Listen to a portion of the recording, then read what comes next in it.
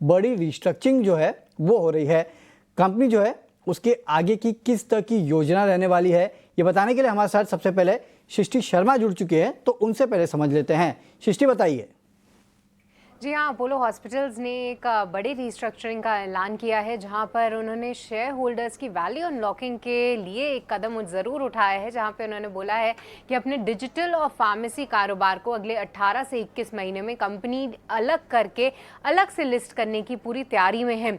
यहाँ पर जो नई एंटिटी होगी उसमें जो है उनका डिजिटल फार्मेसी बिजनेस तो होगा ही, अपोलो 24/7 और केमिड फार्मेसी चेन, ये सभी जो है इनकी न्यू कंपनी में आते हुए दिखेगा।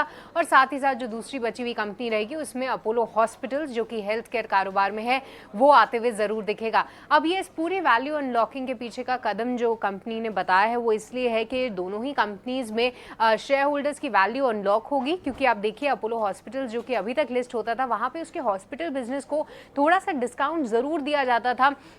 अगर हम इसे कंपेयर करें बाकी हॉस्पिटल चेन से, तो वहां पर वो डिस्काउंट अब नहीं रहेगा। साथ ही साथ जो दूसरी एंटिटी आएगी वो एक ओमनी चैनल फार्मेसी डिस्ट्रीब्यूशन और डिजिटल हेल्थ के ऊपर जो है ये पूरी चेन आती हुई दिखेगी। एक नई कंपनी जो फॉर्म होती हुई दिखेगी, जो कि नीश सेगमेंट है।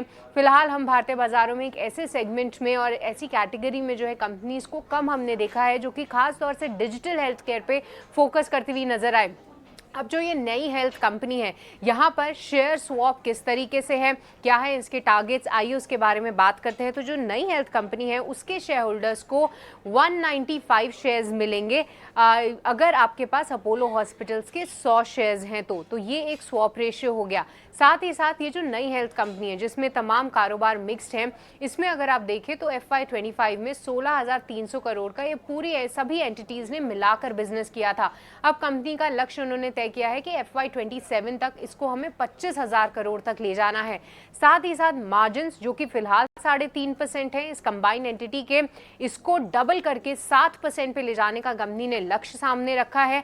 तो वो भी एग्रेसिव टारगेट्स जरूर सामने आए हैं। तो ऑल इन ऑल ये डीमर्जर की न्यूज के चलते जो है एक पॉजिटिव रिएक्शन देखने को मिल रहा है, और साथ ही ये जो टारगेट सेट किया है कंपनी ने वो काफी सराहनीय है, काफी एग्रेसिव टारगेट्स हैं, जो कि ऑफकोर्स शेयर होल्डर्स को भी पसंद आ रहे हैं। ओके, शुक्रिया सृष्टि पूरा अपडेट हम तक पहुंचाने के लिए कि क्या है अपोलो हॉस्पिटल की बड़ी रिस्ट्रक्चरिंग और किस तरह से कंपनी योजना बना रही है अपने सब्सिडरी को लिस्ट करने के लिए। लेकिन राजेश जी से एक क्विक चेक ले लेते हैं, अपोलो हॉस्पिटल की चार्ट्स क्या कहते हैं। सर, अपोलो हॉस्पिटल इस खबर के बाद 3% के आसपास की तेजी दिखा रहा है, चार्ट्स क्या कहते हैं सर, कहाँ तक जाएगा? जी वरुण जी, चार्ट स्ट्रक्चर काफी पॉजिटिव लग रहा है। आज एक काफी अच्छा गैप अप ओपनिंग के बाद प्राइस अपसाइड सस्टेन कर रहा है। अभी यहाँ पे नवंबर और दिसंबर का जो स्विंग हाई था 75-50 के आसपास, तो वहाँ पे इंट्राडे रेजिस्टेंस ले रहा है। बट जिस तरीके के मोमेंटम इंडिकेटर्स इंडिकेट कर रहे हैं, तो पॉसिबली ये लेवल जो रेजिस्टेंस है 75-50 के, वो क्रॉस करते हुए हमें देखने को मिल सकता है। एंड फर्दर पॉसिबली 7800 हम नियर टर्म में अपोलो हॉस्पिटल में एक्सपेक्ट कर सकते हैं। नीचे में अगर आप देखें तो रिसेंट ब्रेकआउट था अराउंड 70-50 के आसपास, तो वो एक सपोर्ट के जैसा एक्ट करेगा।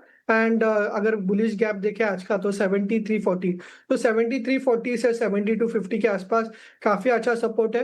डिप्स में आता तो बाय करने की रणनीति रखनी चाहिए। ऊपर में 7600 एंड देन 7800 के टारगेट एक्सपेक्ट कर सकते हैं। ओके, चलिए, तो ये राय आती हुई अपोलो हॉस्पिटल के स्टॉक पे, डिप्स पे आप इस स्टॉक में अभी भी खरीदारी कर सकते हैं। लेकिन चलिए, ऐसे ही काफ़ी सारे और स्टॉक्स हैं जिन पे चर्चा करेंगे, लेते हैं उसके पहले एक छोटा सा ब्रेक।